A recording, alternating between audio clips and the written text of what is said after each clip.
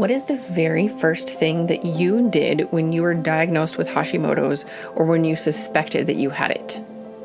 What was it for you? For me, well, the first thing I did was kind of freak out. You can hear my story in, I think it's episode 1 or 2 of the podcast. I was not happy at all about the thought of having Hashimoto's or having something wrong with my thyroid. But after I got over, my initial horror, after I figured out what was going on, after I asked for help, after I dug into things and figured out my top priorities, well, those things I put together for you in my Hashimoto's 101 guide, because you need to know, what is Hashimoto's? That's in the guide. You need to know, what do my thyroid labs mean? That's in the guide. You need to know, what do I do today? That's in the guide. And then you also need to know, what are my top priorities? What else should I do after the shock of day 1? What next? Well, that's in Hashimoto's 101 guide too. So if you don't have that guide, head down to the show notes and get that guide. It's free. All it costs is your email address. And then I don't want to fill up your inbox with junk. I send out usually 1 email per week, and I try to provide value, not just, some emails that fill my inbox. They're just spammy and I don't like them. So that's not what I want to give to you. I always want to provide value. So I'm going to tell you today what I did and why that might not be the right thing for you. In fact, it might be harmful. We're going to talk about wearables today, health wearables, like those health trackers, and why they could be dangerous for your health. And I'm going to tell you why I picked it and why you might want to, why you might not want to. But first, let me welcome you to the Health with Hashimoto's podcast. This is where you will find true, simple, and sustainable tips so that you can develop better health. You can have holistic health, body, mind, spirit, diet, environment. I want you to be fully and wholly healthy, full of energy, able to live the life that you know that you're here for. Okay, so let's talk about, number 1, why did I get a health tracking wearable, and then what is so dangerous about them? Well, the reason I got it is because I tell you in the Hashimoto's 101 guide, I think it's step 3, is to look at the triggers. There are 8 common triggers for Hashimoto's disease. There are 3 things that all autoimmune problems have, and that's a gut component, a genetic component, and a trigger. But the 8 different triggers for Hashimoto's specifically, they seem to be in one of those 8 different buckets, or you can have more than one trigger. So when I looked at those triggers, I was identifying which one or ones are the most likely to be suspect for me. And what I decided is probably stress. Stress and sleep were my 2 big things. Now, I had been looking at health tracker wearables for a while, mostly because I'm a nerd and I love data. And I was like, oh, this would be really cool. But 2 things held me back. Number 1, EMFs. I don't know what you think about EMFs. They are the invisible, you can't see them, hear them, feel them, sense them. They're the electromagnetic frequencies that power things. And, Bluetooth has EMFs. Anything that has Bluetooth, anything that has electricity really puts out EMFs. And they do have an impact on your health. So I wanted to track my sleep, and I've wanted to do that for a very long time, mostly just because I was curious. I didn't really have a reason, but those EMFs held me back because I don't have anything near my bed that could, interfere with my brain. I know that it's while I'm sleeping that your body and your brain do the most work on healing and cleaning things up. And I don't want something next to my bed that's going to interfere with that. So I do keep my phone by my bed because it's my alarm. I love that I can have a really quiet alarm. It doesn't wake up my husband, but I put it on airplane mode so that, it doesn't have any EMFs at night. So I do have that, but I wasn't going to wear something that has EMFs while I'm sleeping. And then I found out about the Oura Ring, and it has low EMFs, and you can put it in airplane mode overnight and it will still get the data. And so then I was more intrigued, but the cost was like, okay, I can't pay this much money for just a toy, because really at that point in time, it was a toy for me. I didn't have a reason to need it. Well, when I was diagnosed with Hashimoto's, and when I identified that it's stress and sleep that were the triggers that I needed to work on, then that Oura Ring became a tool for me. And I knew that that ring could provide data to help me with my health journey. And that is what I want you to do as well. Go through that Hashimoto's 101 guide and figure out, what are my triggers? If you don't know the triggers, listen back to the very early, like the first 10 episodes of this podcast will give you a really good idea of what Hashimoto's is, what the triggers are, what you can be looking for. And once you identify which triggers are most likely suspect for you, then you can figure out how to conquer them or how to make improvements. But here is the caveat.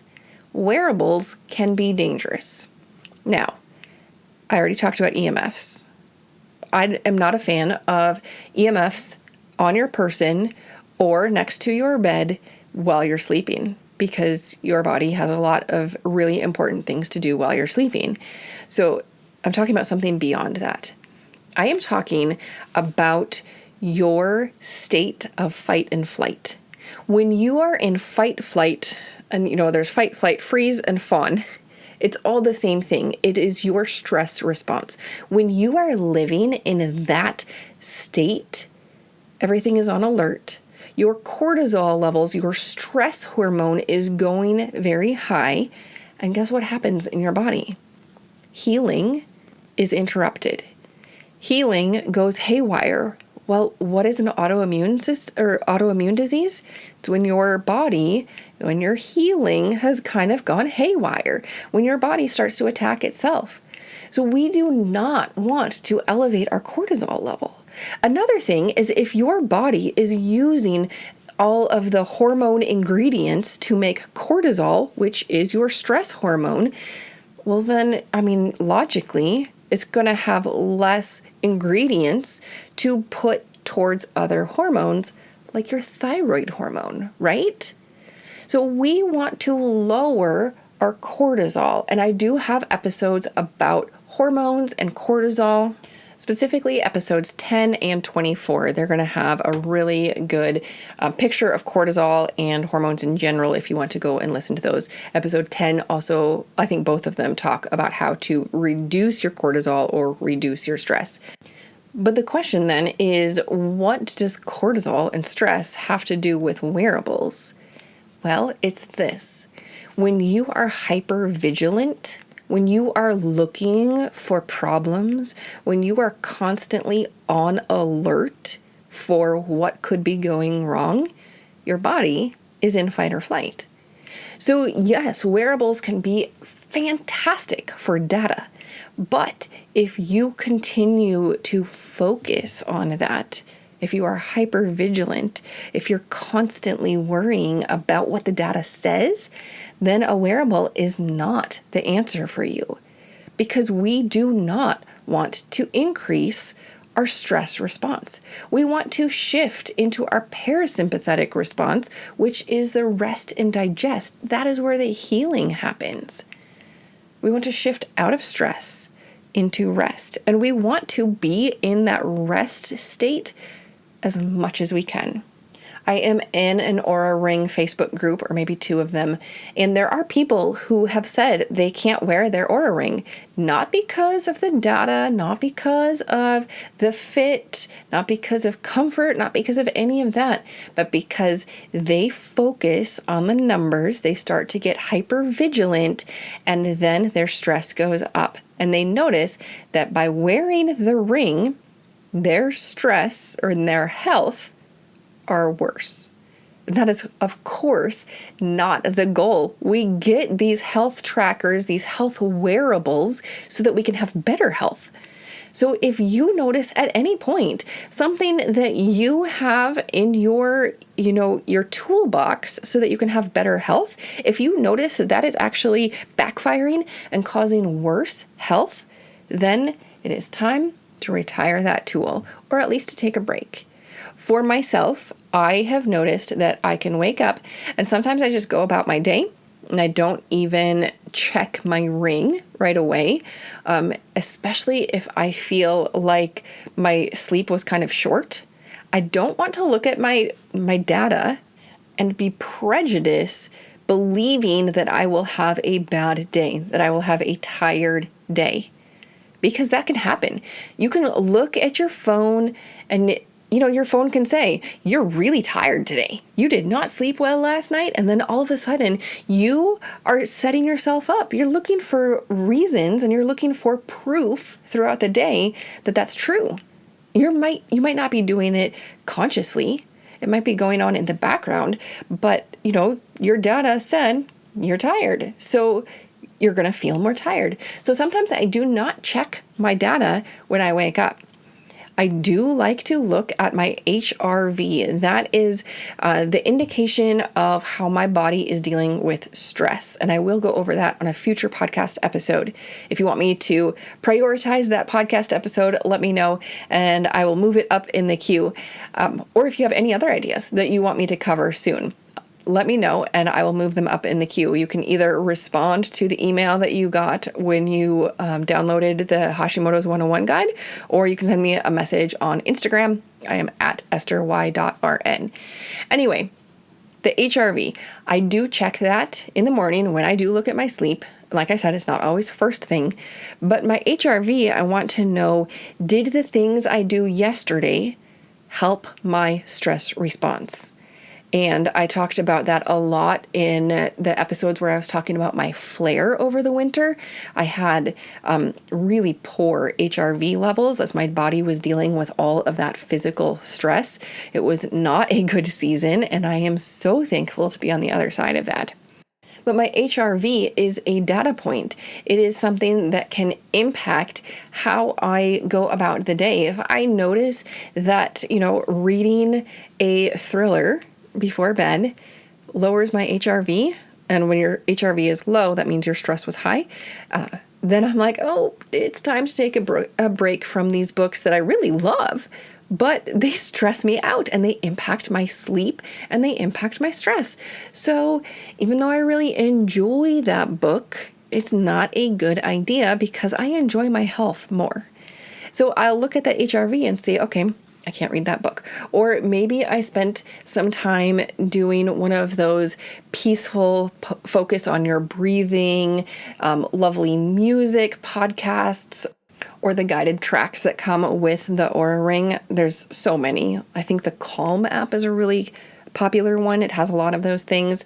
I don't like anything that is technically a meditation.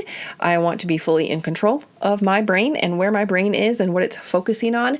I do love the ones that help me calm down, that help me do progressive relaxation, that focus on diaphragmatic breathing.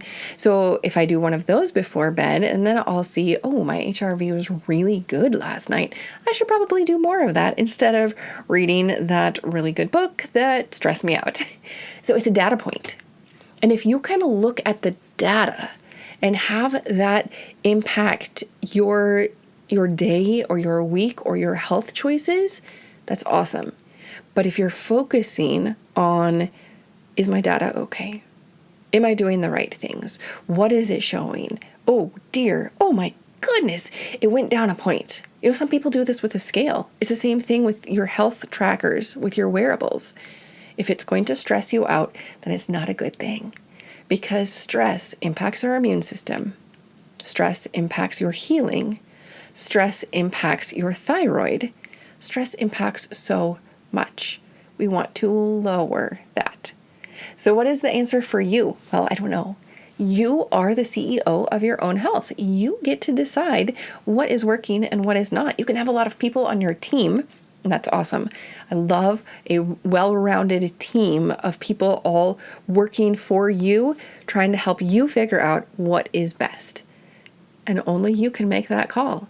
Is the health tracker that you're using, whether it's a Fitbit or Garmin or Oura Ring, there's so many different ones, or even like your Apple Watch, I think even your phone has some stuff. There's so many different tools. Only you can decide if that is helping or hurting your health. If it's stressing you out, not good. If it's helping you make positive changes, that is good. All right. I will see you next week on the Health with Hashimoto's podcast. Hey, thanks for listening to the podcast today. Hashimoto's thyroiditis can be overwhelming and frightening. Your body isn't working as expected, and you get frustrated. You can be dealing with many different symptoms, including fatigue, anxiety, heart palpitations, depression, brain fog, and more. You might find yourself saying, I just want to feel like myself again, and I get it. I created the Hashimoto's 101 guide so that you can understand what Hashimoto's is, what it means for you, and how you can create a path to health. There is hope. You can find better health. Download this free guide at healthwithhashimotos.com/guide. Please help others find this show by rating and reviewing it in your podcast app or by sharing a screenshot of today's episode in your social media stories. Be sure to tag me on Instagram. You can find me at estherY.rn. This podcast is for informational and educational purposes only. Please be sure to discuss any concerns and plans with your trusted healthcare professional.